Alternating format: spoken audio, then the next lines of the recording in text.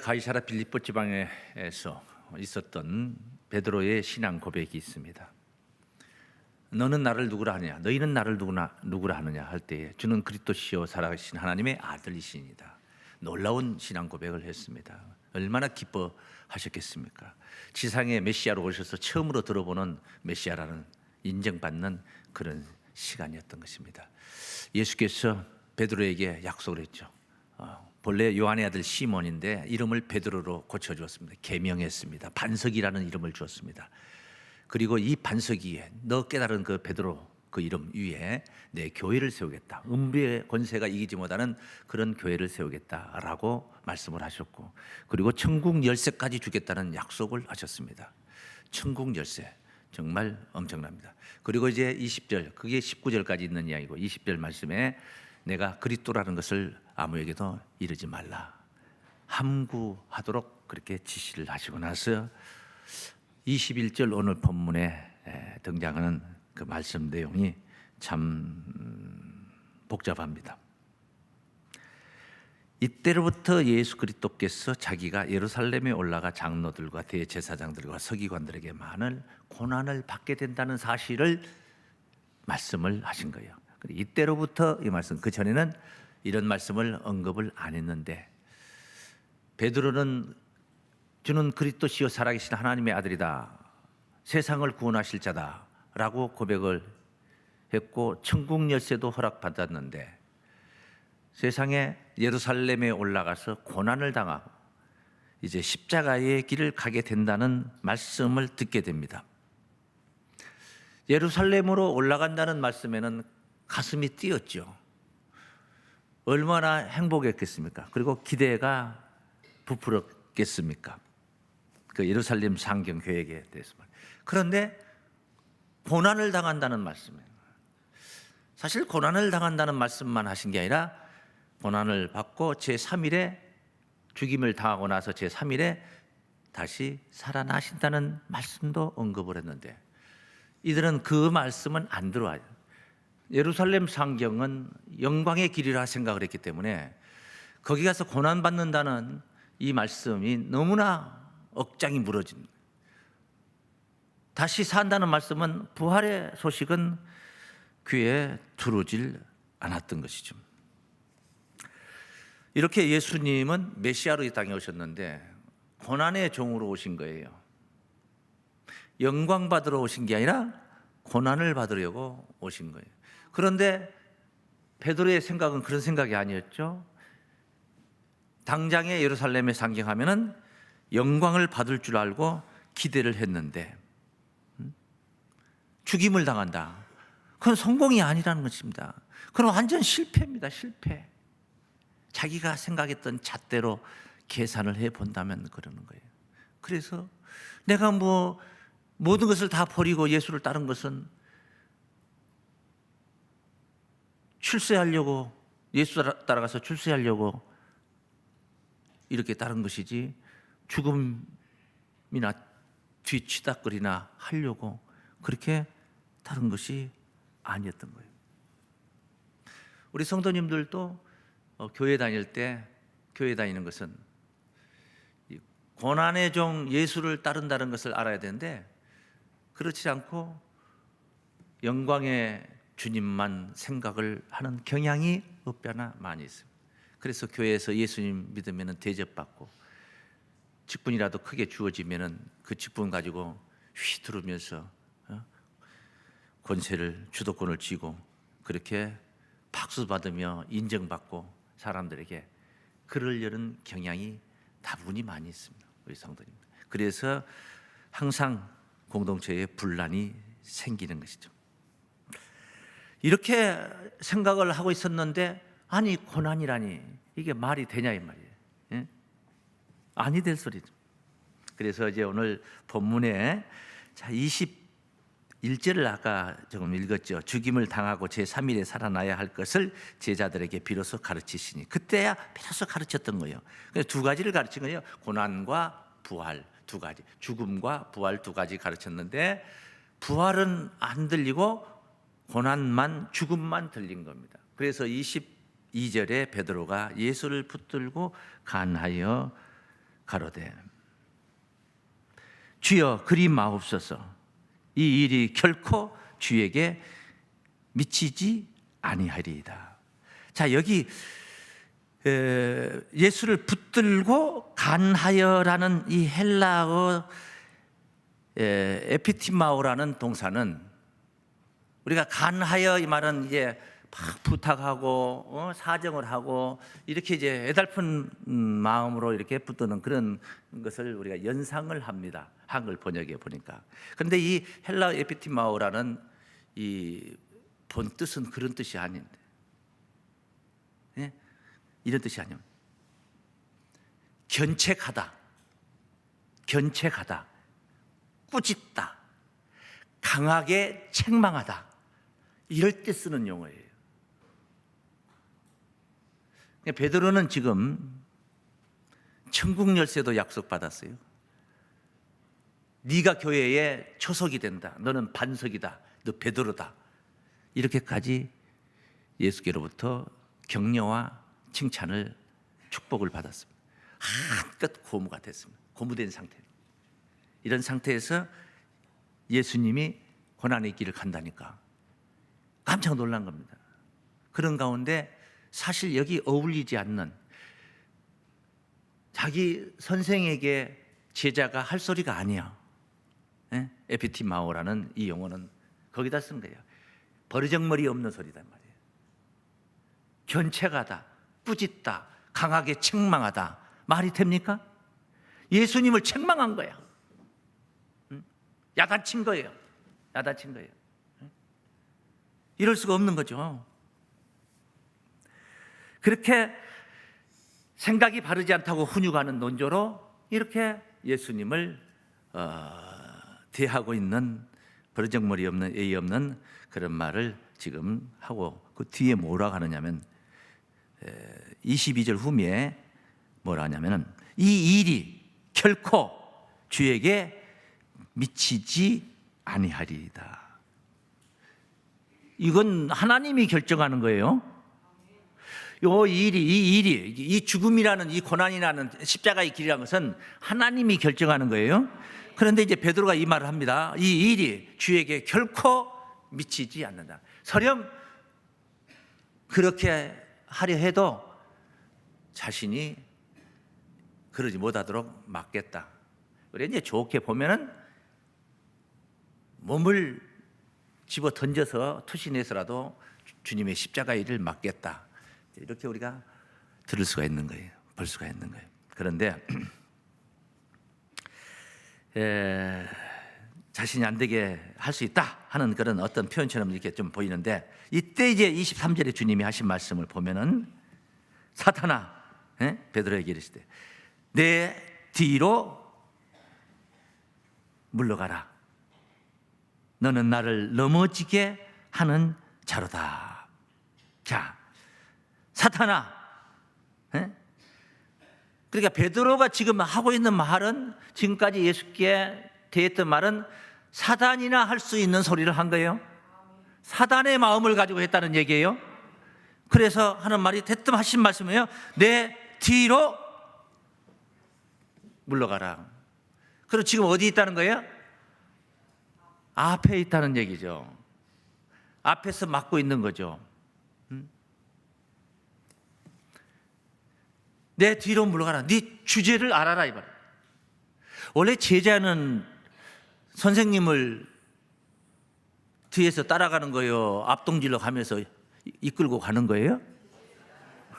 전자의 말씀이 맞겠죠? 당연히.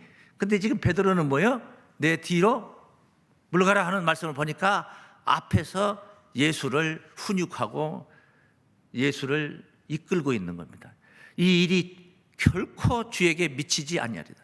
설령 그렇게 상황이 온다 해도 자기가 이거 다 막아주겠다.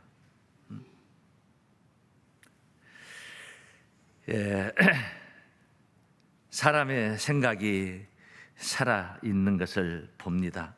그래서 오늘 제가 제목을 그리스도를 쫓는 하나님의 일, 이렇게 제목을 드렸습니다. 여기 보니까 예수께서 무슨 말씀을 하신 거 아님?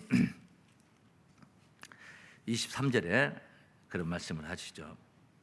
예수께서 돌이키시며 베드로에게 이르시되 사단아 내 뒤로 물러가라.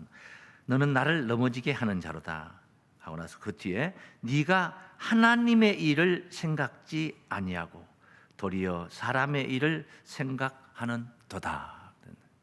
하나님의 일을 이제 우리 답을 알고 있어요. 우리는 답을 알고 있어요. 어떤 답이냐면은 예수님의 십자가의 고난을 통해서 인류가 구원을 받는 거, 내 죄 사함을 받는 거. 요게 하나님의 일이란 말이에요.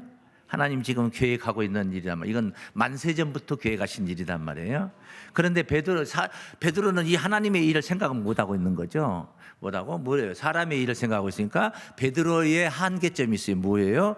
예루살렘에 입성을 하게 되면은 왕이 된다 하는 생각을 하거든요. 이제 그동안에 3년 동안 따라다니면서 힘들었던 모든 것들은 다 풀 수 있는 그런 이제 출세의 목전에 있는 겁니다. 목전에.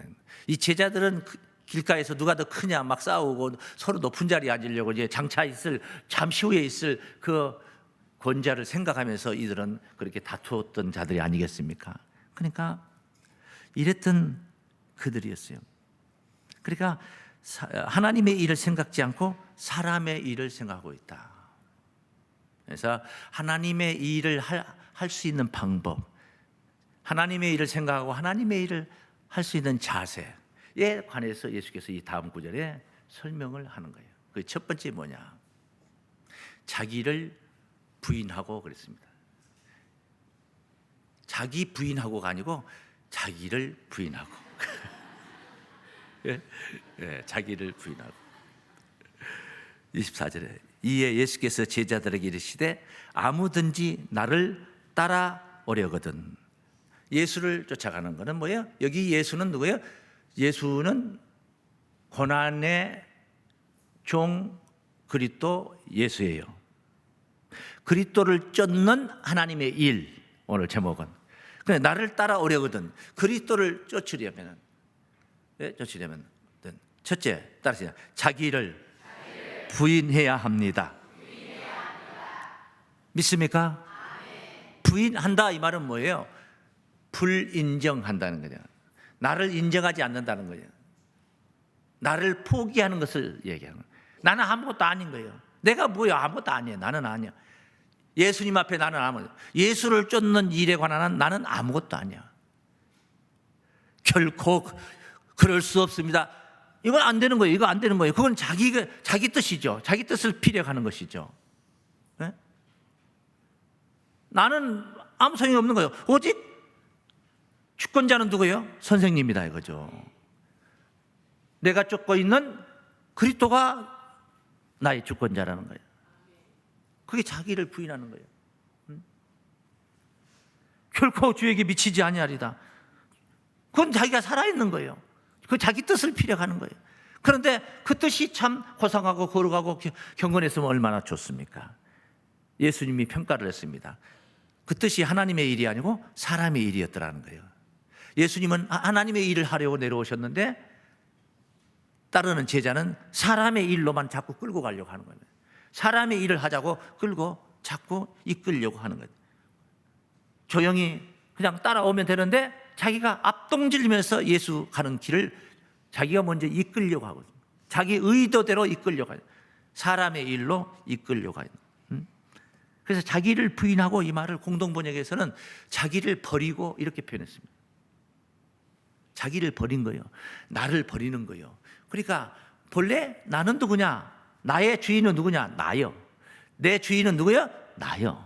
그래서 내 뜻대로 우리가 세상을 살아가고 있는 것이죠. 그런데 자기를 부인하고가 이제 들어오면은 어떻게 되는 거예요? 나를 버리는 거죠. 나의 주인은 이제 내가 아니요. 나는 버린 거예요. 이제 포기한 거예요. 내려놓아 버린 것입니다. 내가 아니라 그럼 누굽니까? 내가 지금 쫓고 있는 선생님 예수 그리스도가 바로 나의 주인이다. 소유권은 그리스도에게 있다 이 말이에요. 나를 버리는 건 그걸 얘기하는 거예요.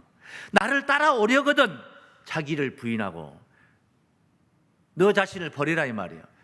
나를 따라오려거든. 그러니까 소유권이 나의 소유권은 누구에 있어요? 그리스도에게 있어. 내가 지금 쫓고 있는 그분에게 있다 이 말이에요. 모든 결정도 주님이 하는 거예요.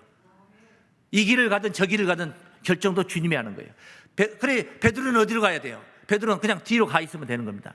뒤로 쫓는다는 게 뭐예요? 뒤에 따라가는 게 쫓는 거예요. 근데 베드로가 앞에서 딱 가로막고 있습니다. 이 일이 결코 주에게 미치지 못해요. 안 된다는 거죠. 이거는 뭐예요? 베드로의 주인이 예수가 아니라 오히려 예수의 주인이 베드로예요. 그러니까 훈육하고 그 훈육하는 논조로 하는 겁니다. 꾸짖고 견책하고 강하게 책망하고 책망하고 지금 사태가 이렇게 된 거예요. 깊이 보니까 이런 사태가 벌어진 거예요. 그냥 간단하게 한글 성경 그냥 읽고 보면은 뭐 그렇게까지 생각이 안 들어요. 근데 말씀을 깊이 보니까 이런 것들이 보이는 거예요. 옛날에는 내가 주인이었죠.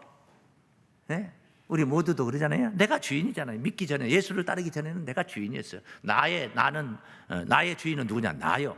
그런데 예수를 믿는다는 것은, 제가 늘 우리 교우들은 귀가 따갑게 들은 이야기들, 믿음이라는 것 속에는 십자가를 믿는다는 이야기가 들어있는 거고, 십자가를 믿는 거잖아요. 그 십자가를 믿는다는 그 속에는 예수가 내 죄를 대신해서 돌아가셨다는 사건을 믿는 게 십자가를 믿는 거고, 내 죄를 위해서 돌아가셨다는 사건을 믿는다는 것은 나는 예수 십자가를 통해서 죽었다는 것을 얘기하는 거예요. 그러니까 나는 죽은 거고 나는 죽었어요. 그럼 너는 누구냐? 내 안에 소유권을 가지고 계시는, 결정권을 가지고 계시는 예수가 나의 주인으로 내 안에 들어와 계시는 거예요. 내 안에 임재, 그리스도의 영이 내 안에 충만해. 그럴 때에 주의 영이 계신 곳에 자유함이 있는 것이고, 그리스도의 사람이 되는 것이고, 죽을 몸도 살려주시는 것이고, 등등등등 하나님이 자녀가 되는 권세도 없고, 이런 모든 것들이 다 이제 성립이 되는 거예요. 성립이 되는 거예요. 그리고 바울이 고백했던 것이 갈라디아 2장 20절에서 내가 그리스도와 함께 십자가에 못 박혀, 십자가에, 내가 예수와 함께 십자가에, 우리가 믿음으로 이렇게 된 것이지 실제 현장에서 된 건 아니잖아요. 2000년 전 사건을 우리가 어떻게 현장에서 가능합니까? 믿음으로 되는 거죠. 바울도 마찬가지고, 바울도 그때는 사울이었어. 믿지도 않았을 때예요. 그러니까 예수와 함께 십자가에 못 박혔나니 그런즉 이제는 내가 산 것이 아니요 오직 내 안에 그리스도께서 사신 것이라. 할렐루야. 내가 육체 가운데 사는 것은, 이제 육체 가운데 사는 건 나를 사랑하사 나를 위하여 자기 몸을 버리신 하나님 아들을 믿는 믿음 안에서 사는 것이라. 지금도 이렇게 육체가 파릇파릇하게 이렇게 살고 있는 것은 이런 믿음 안에서 사는 것이라. 이게 바로 자기를 부인한 상태인 줄로 믿습니다. 지금은 이제 내 안에 예수가 계신 거예요. 지금 나에게 주어진 것들 있잖아요. 뭐 많아요, 주어진 거. 가정이라는 울타리도 있고, 그 다음에 뭐 권세라는 거, 출세해가지고 권세를, 어떤 부를 가진 것도 있을 수 있고, 물질을 가진 것도 있고, 그 다음에 더 중요한 거 뭐냐? 가장 중요한 게 뭐예요? 가장 중요한 게 뭐예요? 생명. 뭘 물어보면 얼어가지고 대답을 못해. 생명. 다 누구 겁니까?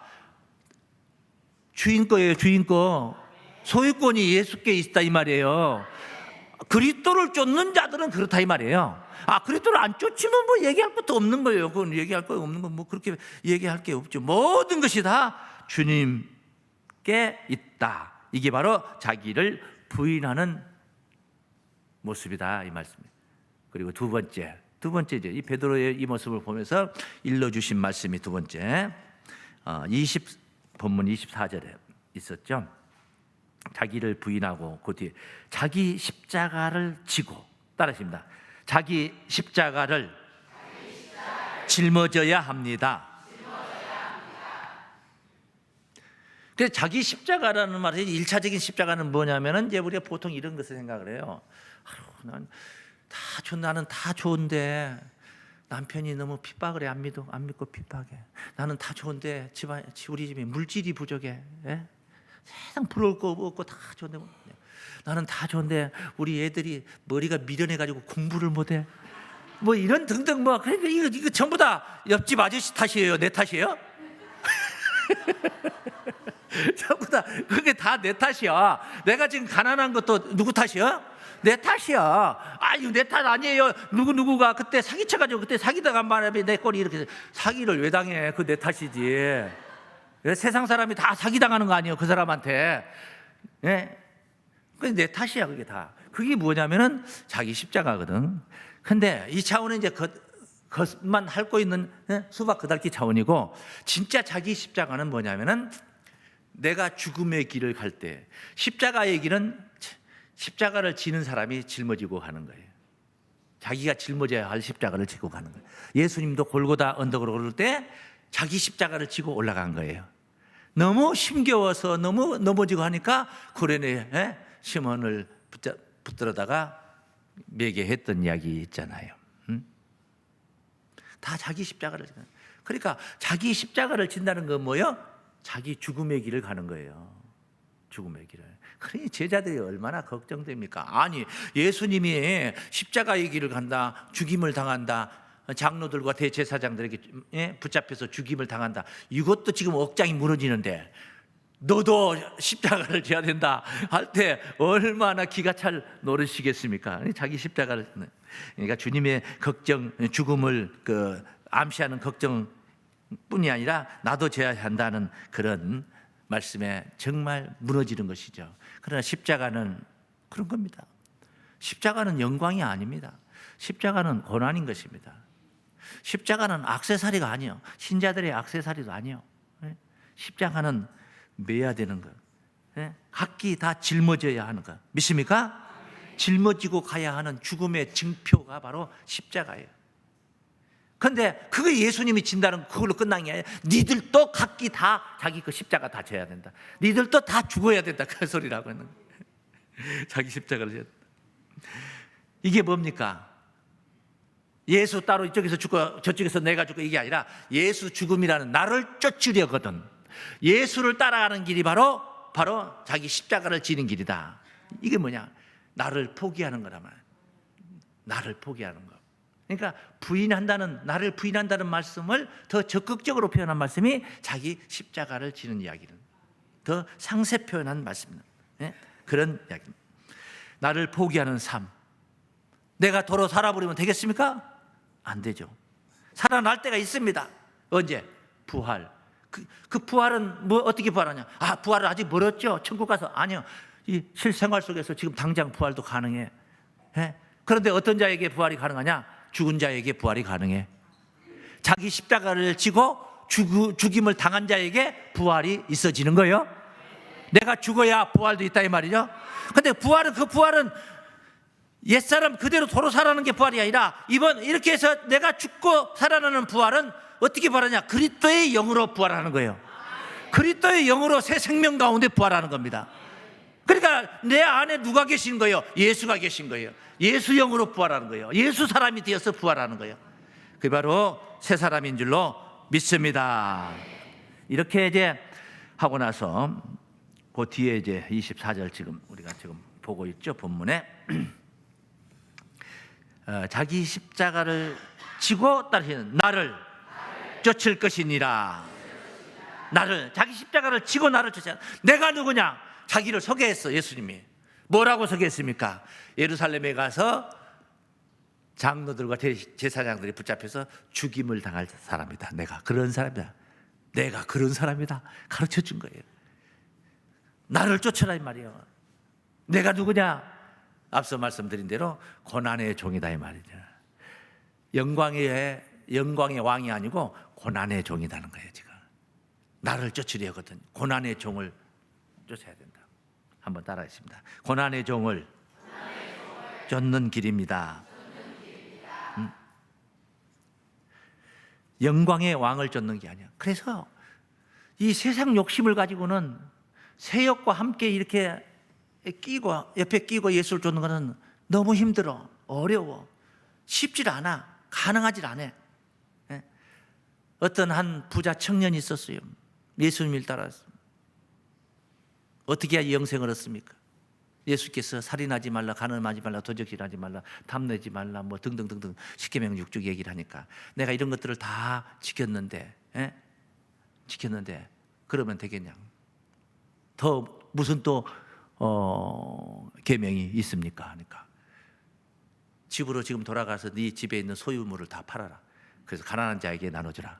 그리 말씀하신 거예요. 그러니까 이 친구가 근심이 되는 거예요. 부자라. 이 친구가 부자예요. 그래서 뒷소리 못하고 그냥 예수 안 따르고 가버렸어요. 예수를 따르겠다고 나왔다가 돈 다 가난한 자에게 나눠주고 나를 따라오라 하니까 당신 못 따르겠다고 빠져버려요. 그래서 예수님이 하신 유명한 말씀이 있어요. 부자가 천국 가기 어렵다는 이야기. 어떻게 표현했냐? 낙타가 바늘길을 통과할 수는 있어도 낙타가 바늘길을 통과한다는 거예요. 부자가 천국은 갈 수 없다고. 그렇게 어렵다고 그랬어요. 낙타가 바늘길 통과하는 것보다도 부자가 천국 가기가 더 어렵다고. 인간이 육신의 이 재물이 이렇게 중요한 거야. 여기 아주 그냥 생사를 거는 거 아닙니까? 이걸 버리라고 하는 얘기. 이걸 추구를 해야 되는데 이걸 포기하라는 이거 참 어려운 거예요. 응? 그 말씀 한번 보실까요? 잠깐 19장 마태복음 23절입니다. 19장 예수께서 제자들에게 이르시되 내가 진실로 너희에게 이르노니 부자는 천국에 들어가기가 어려우니라. 다시 너희에게 말하면 약대가 바늘길을 들어가는 것이 부자가 하나님의 나라에 들어가는 것보다 쉬우니라 하시는데 제자들이 듣고 심히 놀라 가로되 그런즉 누가 구원을 얻을 수 있으리까. 예수께서 저희를 보시며 가라사대 사람은 할 수 없으되 하나님으로서는 다 할 수 있느니라. 인간이 생각하면 이건 불가능한 거야. 그런데 하나님이 생각하면 이거 아무것도 아니야. 그냥 하나님의 일을 생각하고 하나님의 은혜를 받으면 이건 순식간에 되는 거라. 그래서 여기 베드로 얘기가 이제 나오는 겁니다. 아주 멋있는 얘기들이 나오는 거예요. 우리가 28절을 19장 하면 28절을 보죠. 진실로 진실로 세상이 새롭게 되어 인자가 자기 영광의 보좌에 앉을 때에 나를 쫓는 너희도 12보좌에 앉아 이스라엘 12지파를 심판하리라. 아주 그냥 축복된 말. 새하늘 새 땅이 열리면 그런 날이 온다는 그런 권자에 앉는 그토록 갈망했던 그 보좌에 앉는 날이 온다 이 말이에요. 세상이 새롭게 되어 인자가 영광의 보좌에 앉으니까 그게 28절 이야기예요. 그런데 그 28절과 그 사이에 27절 사이에 어떤 이야기 있어요? 그 얘기 보는 겁니다. 이에 베드로가 대답하여 이르되 벗어서 우리가 모든 것을 버리고 주를 쫓았사오니. 베드로 다 버렸잖아요. 금을 버렸잖아요. 배 버렸잖아요. 그냥 빈손으로 예수를 따라간 겁니다. 그런즉 우리가 무엇을 얻으리까 하니까 답변이 28절에 그 말씀을 주신 거예요. 다 버렸을 때 주시는 거다 이 말이죠. 고난의 종을 쫓는 것은 그렇게 다 버리는 길이었어요. 끼리고 끼안고 불가능하다는 거예요. 불가능하다. 그 그리스도를 쫓음이 아니다. 그 그리스도를 쫓음이라는 건 죽음의 길을 쫓는 거예요. 나를 부인하고 자기 십자가를 지고 가는 그런 삶을 가리킨 것입니다. 고난을 감수하는 신앙. 지금은 예수께서 영광의 보좌에 앉은 상태가 아니야. 남은 고난이 있어. 그리스도의 남은 고난이 있어.